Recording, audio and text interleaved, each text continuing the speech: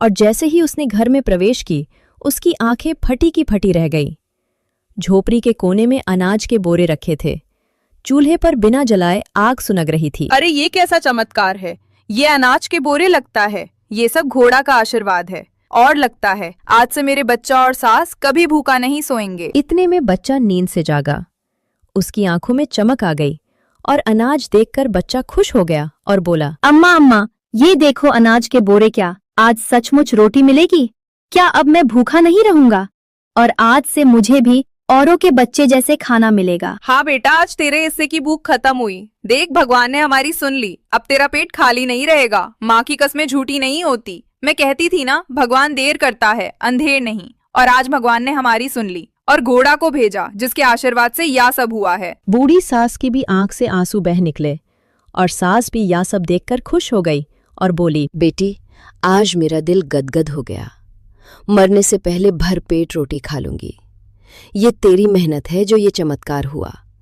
और घोड़ा की सेवा में कुछ कमी नहीं होनी चाहिए। और घोड़ा को भी हमेशा अपने परिवार का सदस्य मानकर सेवा करना। उस रात मीरा के चूल्हे पर महीनों बाद रोटी और दाल बनी। बच्चे ने भरपेट खाना खाया। बूढ़ी सास ने संतोष की सांस ली और पूरे परिवार खुशी से खाना खाए और सब खुश हो गए। ऐसा लगा कि जैसे कोई त्योहार हो। और मीरा ने आसमान की ओर देखकर हाथ जोड़ लिए। हे ऊपर वाले, तूने मेरी सुन ली। मगर मैं जानती हूँ ये सब वो घोड़े की ममता है। जब तक सांस है मैं उसकी सेवा करती रहूंगी। जो वरदान मिला है उसे संभाल कर रखूंगी। मेरे पति के मरने के बाद आज पहली बार मैं और मेरा बेटा और सास भरपेट खाना खाए हैं। मीरा की झोपड़ी में अब रोज चूल्हा जलता था। भूखी आंखें अब मुस्कुराने लगी थी। बच्चा रोज भरपेट खाना खाता और खेलता। बूढ़ी सास के चेहरे पर भी संतोष छलकने लगा। मगर गांव के लोग इस बदलाव को देखकर अचंभित थे। चौपाल पर रोज की तरह चर्चा। अरे भाई, ये मीरा तो कल तक भूखी प्यासी घूमती थी। अब देखो, उसके घर रोटी की महक आती है। रोज चूल्हा जलता है। ये कैसे हुआ? मीरा ऐसा क्या कर रही है जिससे इसके घर में रोज रोटी की महक आ रही है और उसके घर का चूल्हा जल रहा है? कोई राज जरूर होगा। बिना मर्द, बिना खेत खलियान, औरत अकेली और झोपड़ी चमक रही है। जरूर वो कुछ छुपा रही है। वो आखिर ये सब कैसे कर रही है और कहां से अनाज ला रही है? नहीं रे, ये तो भगवान की कृपा होगी। विधवा की पुकार भगवान तक पहुंची होगी। तभी तो झोपड़ी में खुशहाली लौट आई और उसके परिवार में सब खुशी से रह रहे हैं। अरे इतना भोला मत बनो। भगवान की कृपा यूं ही बरसती है क्या? जरूर कोई जादू है, कोई चमत्कार छुपा हुआ है। मैं सरपंच होकर ये सब अनदेखा नहीं कर सकता। अगर मीरा के पास सचमुच कोई वरदान है तो वो अकेले उसका नहीं, पूरे गांव का है। जो भी भेद है सबके सामने आना ही चाहिए। और सोचो, इतना जल्दी उसके घर सब कुछ कैसे मिला? कुछ तो गड़बड़ है। गांव वाले सहम गए। कुछ ने सर हिलाया, कुछ ने चुपचाप हामी भरी। उसी शाम गांव वाले मीरा के झोपड़ी के सामने इकट्ठा हो गए। बच्चा खेल रहा था और मीरा घर पर नहीं थी। और सरपंच ने बच्चे से कहा, तेरी माँ कहाँ है? जल्दी बुला हमें। तेरी माँ से बात करनी है। वो क्या कर रही है कि बिना मेहनत के तेरे घर चूल्हा जल रहा है? तेरी माँ कोई जादू टोना करती है क्या? सरपंच जी, मेरी माँ अभी घर नहीं है, अभी जंगल गई है। जैसे ही आएगी आप सब पूछ लेना उनसे। लेकिन आप ऐसे इल्जाम मत लगाएं कि मेरी माँ जादू टोना जानती है। और तभी मीरा जंगल से आई और घर के सामने भीड़ देखकर चौंकते हुए कही, अरे आप सब यहाँ क्यों आए हैं? इस गरीब के घर कुछ काम है क्या, या हमसे कुछ गलती हुई है? अगर गलती हुई हो तो आप सब हमें माफ कर दीजिए। मीरा, तूने गलती नहीं की है, लेकिन तू ये बता, कल तक तेरे घर अनाज के दाने तक नहीं थे, अब रोज तेरे घर अनाज आने लगा। तू क्या कर रही है? कहीं जादू टोना तो नहीं कर रही है? हाँ सच बोल, कहीं तूने जादू टोना तो नहीं किया, या कोई खजाना छुपा रखी है, या कुछ और तू हमसे छुपा नहीं सकती? मीरा के चेहरे पर डर और बेबसी साफ छलकने लगी। और मीरा गांव वालों को देखकर डर गई और बोली, गांव वालों, आप सबसे झूठ नहीं बोली हूँ। ना मेरे पास खेत है, ना सोने चांदी के खजाने। मैं वही गरीब मीरा हूँ जिसकी झोपड़ी कल तक अंधेरी थी। अगर आज चूल्हा जल रहा है तो ये सब भगवान की दया है। भगवान ने मेरी प्रार्थना सुनी है, इसके सिवा कुछ नहीं है। और आप सब कृपा करके गलत ना समझें। भीड़ में कान फूसी शुरू हो गई। सबके मन में गुस्सा भर आया और तभी गुस्से से सरपंच बोला, भगवान की दया।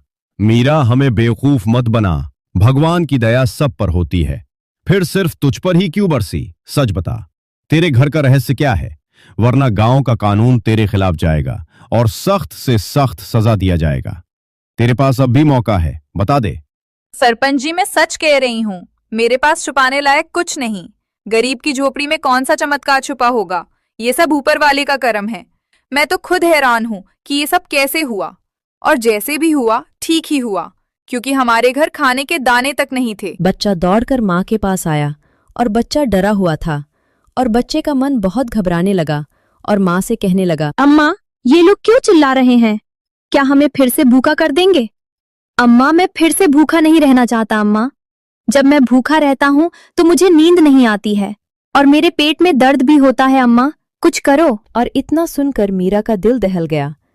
उसने बेटे को सीने से लगाकर आंसू रोकने की कोशिश की, लेकिन मीरा क्या कर सकती थी गांव वालों के सामने। और मीरा बोली, देखो, ये मासूम बच्चा कल तक भूखा रोता था, आज भरपेट खाता है। क्या तुम्हें उसकी दुख नहीं दिखती? अगर ये भगवान की दया से हुआ है तो तुम लोग क्यों शक कर रहे हो? मैं कोई जादू टोना नहीं की हूँ, जो भी है भगवान का दिया हुआ है। भगवान ने हमारी गरीबी और दुख देख कर दिया है। गांव के कुछ लोग नरम पड़े, मगर सरपंच का चेहरा और सख्त हो गया और सरपंच गुस्से में हो गया, जैसे लग रहा था कि सरपंच मीरा को गांव से बाहर निकाल देगा। मीरा, अगर सचमुच तुझे वरदान मिला है तो वो अकेले तेरा नहीं है, गांव का भी होगा। और सुना है, जब से तेरे घर घोड़ा आई है तब से तेरी झोपड़ी हरी भरी हुई है। और अगर ऐसा है तो वो पूरे गांव की है, सिर्फ तेरी नहीं। और गांव का कानून यही कहता है, और उस वरदान का पूरे गांव वाले मिलकर फायदा उठाएंगे। सरपंच जी, मैं आपकी इज्जत करती हूँ, मगर सुन लीजिए, इस घोड़ा की सेवा मैंने की है। जब वो लहूलुहान पड़ी थी तब किसी ने उसे पानी तक नहीं दिया। मैंने अपने भूखे बच्चे के हिस्से का समय काटकर उसे खिलाया। मैंने अपने आंचल से उसके घाव बांधे। अगर आज उसने मुझे आशीर्वाद दिया है तो ये मेरी सेवा का फल है, कोई चोरी नहीं। भगवान की दी हुई चीज को गांव की चीज कहकर छीनना क्या इंसाफ है? तभी भीड़ में कुछ लोग मीरा की बात सुनकर सिर झुकाने लगे, मगर सरपंच अभी भी लालच से भरा था और ये जानने के बाद सरपंच घोड़ा को लेना चाहा। हाँ, बड़ी बहादुर बन गई है तू मीरा। सेवा की दुहाई देती है, मगर सच ये है कि तू लालची है। तूने घोड़ा को छुपा कर रखी ताकि वरदान अकेले तेरा घर भरे, गांव के और भी बच्चे भूखे रहे। इससे तुझे फर्क नहीं पड़ता। आज गांव फैसला करेगा कि घोड़ा सबकी है। मीरा की आंखों से आंसू बह निकले और मीरा कुछ देर सोचती रही और बोली, भाइयों, क्या तुम्हें लगता है मैं लालची हूँ? मैं तो वो औरत हूँ जो कल तक भूखी सोई। मेरे बच्चे ने आंसू बहाए तब भी मैंने किसी के दरवाजे पर हाथ नहीं फैलाया। मैंने तो बस एक घायल प्राणी की सेवा की थी। अगर आज उसका आशीर्वाद मिला है तो क्या वो भी अपराध है? भीड़ में फुसफुसाहट होने लगी। तभी घर के अंदर से घोड़ा धीरे धीरे निकलकर सामने आई। उसकी चाल अब मजबूत थी, आंखों में करुणा झलक रही थी। गांव वाले घोड़ा को देखकर दंग रह गए। कुछ ने हाथ जोड़ लिए, कुछ के चेहरे पर और लालच चमक उठा।